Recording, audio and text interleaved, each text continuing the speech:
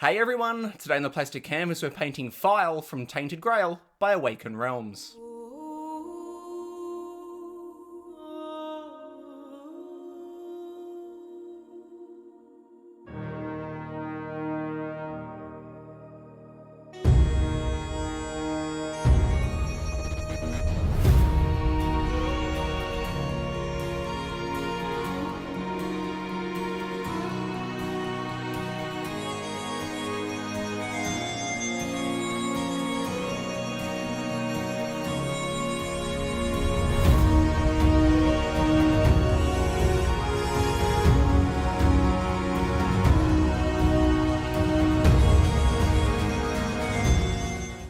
Hey everyone, Matt here from the Plastic Canvas and welcome to the 9th episode in this Tainted Grail painting series, and today we're painting Fyul.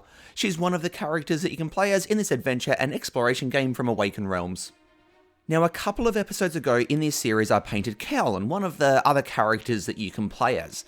In that video I talked mostly about the difficulty that I had with just getting started because there were parts of her that I didn't know how I was going to paint. I wasn't sure how the layering of her clothing works, so I didn't know which part would be what colour. There were some parts where I didn't know what material it was, and then there were some details on her that I just flat out didn't even know what they were meant to be. And because of the blurry and smudgy style of the artwork, the image on her player board didn't really help. Now, I didn't know if it's just a bit of a thing that I have with Awaken Realms minis, but I had these same problems here with Fyul.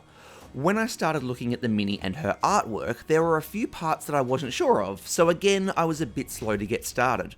Her clothing was the main thing that I wasn't sure of, and this was for two main reasons. First was that all of the different layers of clothing in the artwork didn't seem to really match up with the layers on the mini, so I didn't really know what material it was all meant to be.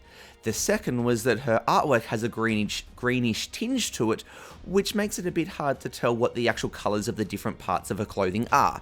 Now, I want to be clear here, I absolutely love the artwork in this game. I love the style and the way that it gives you a sense of who these characters are. It's just that I then find it difficult to transfer that style of artwork onto the mini.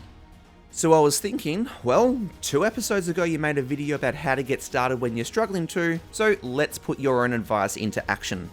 In that video, the first thing I talked about was starting with the parts that you can paint, just so that you can get the ball rolling. So that's what I did, and that was Fyul's skin. I could easily tell from the artwork what was and wasn't her skin, so that was an easy place to start. I then did her boots next because you can't see them in the artwork, so I just got to make them up. I just used a really simple technique to make them look like damaged leather. And then, because I knew that I wanted to make the big section of clothing going down her left side look like faded leather, so therefore I knew what colours I'd be using, I was able to paint the thin bit of material that's running down next to her leg in a different brown because I didn't want those two parts to look similar. So those were the first few parts that I did because I already knew how I was going to paint them. Then the other thing that I talked about in that video was how the parts that you have painted can help you work out what the unpainted parts around them are or need to be. So for example, once I'd painted that large section of material going down her left side and could therefore see where it started and ended, I could then easily see 2 distinct different layers of clothing wrapping around her chest and back. I still wasn't sure if they were leather or fur or something else, but I could at least see that they were different. And this was made obvious because of the painted parts around it. But what the painted parts can also tell you is where you need to introduce some contrasting colours so that you don't have too many similar colours next to each other just blurring into each other. So by the time I got to painting the layers of clothes around her chest and back, I had a fair bit of brown going on. So I knew that I needed something different to bust all that brown up. So of the 2 layers going around her chest and back, I painted the lower of those 2 layers in a desaturated green. This split the brown of the leather going down her left side from the brown that I was going to use for the upper part of those 2 layers. So I still don't actually know what material that layer is meant to be that I painted green, but it never really mattered what it was because it just needed to be something that wasn't brown. And this need for contrasting colours is what also influenced my colour choice for her hair and the bird sitting on the weapon. In the artwork, her hair is a very, very dark brown, almost black, and the bird is different shades of, yep, you guessed it, More brown. There's just lots of brown. So for her hair and the bird, I completely ignored the artwork and painted her hair red and the bird blue, and this just made them stand out really well. It's kind of like when you're cooking and you need a sweet element to cut through all the salt. If you've got lots of different shades of brown, you need some colour in there to bust it up. So like in this case, the parts that you have painted can tell you how you'll need to paint the unpainted parts. And then the other thing that I talked about in that video was taking inspiration from how others have painted that same mini. You may not need inspiration for the colours, but if there's a part that you don't even know what it's meant to be, watching a video or looking up images of how others have painted it might reveal what that part is meant to be. That's what I did before and during painting Fyul, but just like with Cowlin, there wasn't a lot out there, and so I just kind of needed to keep making it up as I went. But what I really did find though is that once I did make a start by focusing on the parts that I knew, I was able to keep moving on to the next part, and the next part, and the next part until I was done. And along the way, I kept using what parts I had painted to tell me about the parts that I hadn't. Whether that was what material a certain part needed to be, or where a contrasting colour needed to be used to break up all the brown. So by the time I was done painting Fyul, I was happy to be able to say that I had given good advice back in that video for getting a start when you're struggling too. So start with the bits that you do know how to paint, use the parts you have painted to work out what you're going to do with the unpainted parts, and look up videos and pictures of how others have painted the same mini that you're trying to work out.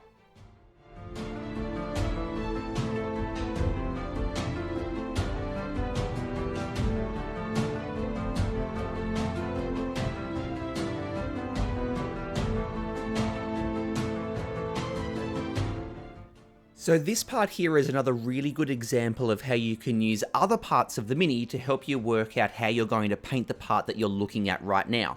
So there's this chainmail-y looking part to Fyul here that I painted with a silver metallic, and then I'm throwing a black wash over the top just to flow into all the recesses and to dull it down a little bit. But then there's these weapons that are sort of hanging down over the top, and as I was painting that metallic part and I was then getting ready to paint those weapons, I thought, well, I'm going to be painting these in a silver metallic, and so the silver metallic of the weapons is just going to blend into the silver metallic of the chainmail. So I knew then that I needed to change the colour of the chainmail so that those weapons would at least stand out. And so that's when I then went back and repainted it with the bright bronze, the Vallejo colour, just so that those different elements could stand out. So even though that bright bronze colour wasn't the initial colour that I had chosen, the other parts that were around it told me what colour it needed to be. And this part here that I'm painting at the moment is one of the bits that I was talking about earlier with those 2 layers of clothing that are wrapping around her chest and her back. So at this point I've painted that large faded leather section down her left side, and so once I'd finished that I could then see where these 2 layers around her chest and back kind of started and ended. And because I knew that I was going to be painting that upper layer, the one that hasn't been painted yet, as another leathery browny colour, I knew that this under kind of layer needed to be a contrasting colour to break up the brown of that large section down her left side, and then the brown that was going to be used for the upper part around her chest. So that's where I came up with using this desaturated green. It was a natural tone, so it fitted the theme, matched all the other colours that were going on, but was different enough from all of the browns so that those different layers didn't just end up blurring into each other.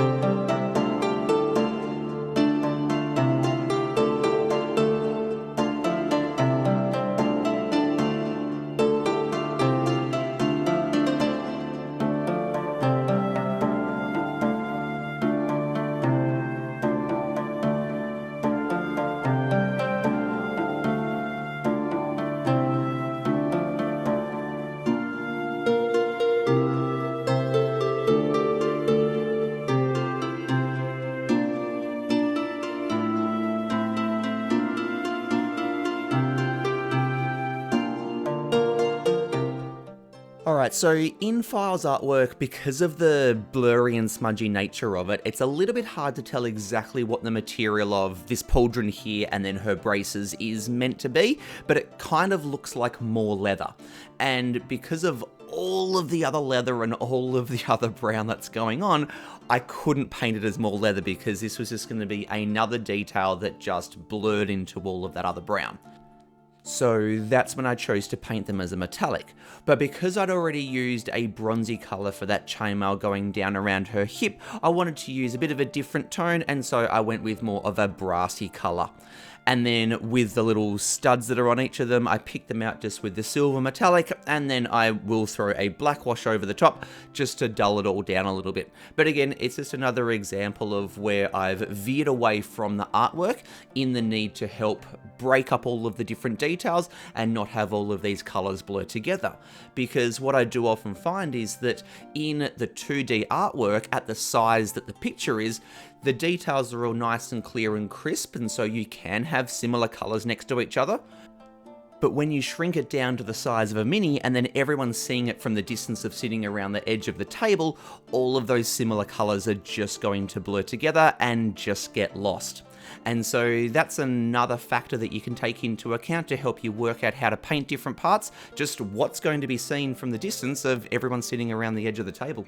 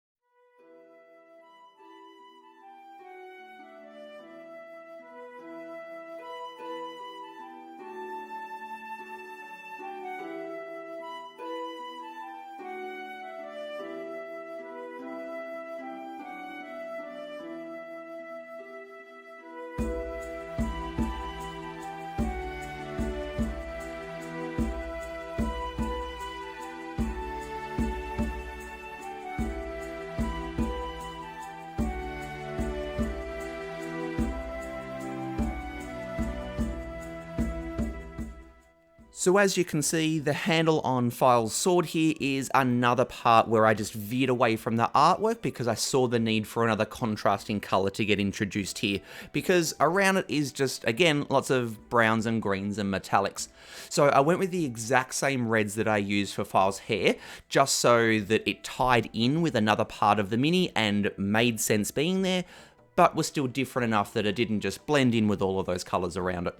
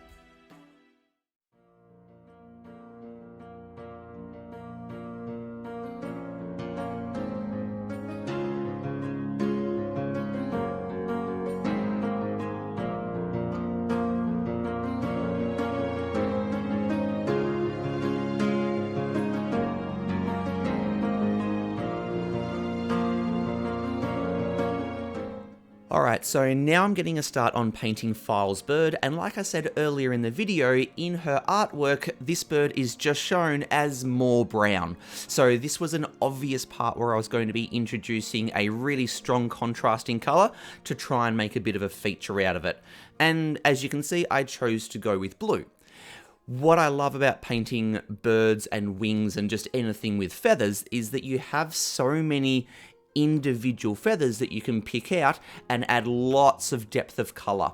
So what I'm doing here is picking out every single individual feather and blending it from a really, really dark blue at the base of each feather to a very, very light blue, almost white at the tip. So I just started by base coating it all with Brilliant Blue, just one of my really, really dark blues. And then I moved to Oceanic Blue and picked out each individual feather, but left the base of each feather exposed so that that Brilliant Blue could still show through.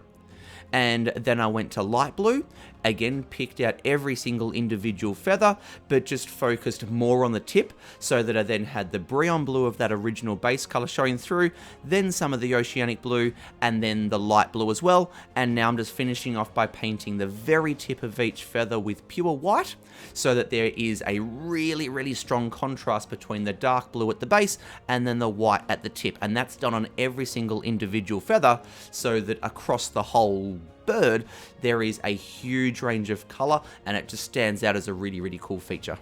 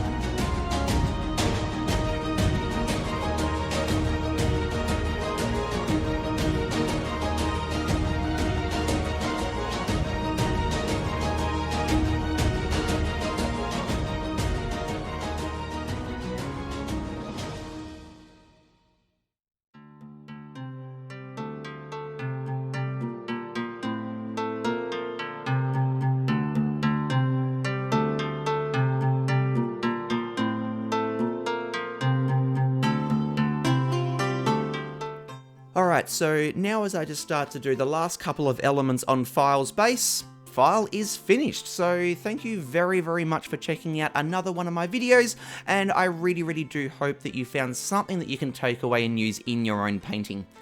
This was an interesting one for me to do because it's the first time that I've ever gone back and listened to one of my previous videos for the purpose of taking the advice that I gave to then apply to my own painting. And I was really happy to say that the advice kind of worked. I was able to work my way through Fyul and get to the end, and I was really happy with how she ended up looking, especially those contrasting colors that I added in. So the bird, her hair, the green of that one of those layers going around her chest, and then also the handle on the sword, they just kind of pop, they stand out, but they also help to bust up all of those other browns and leather colors that are in there.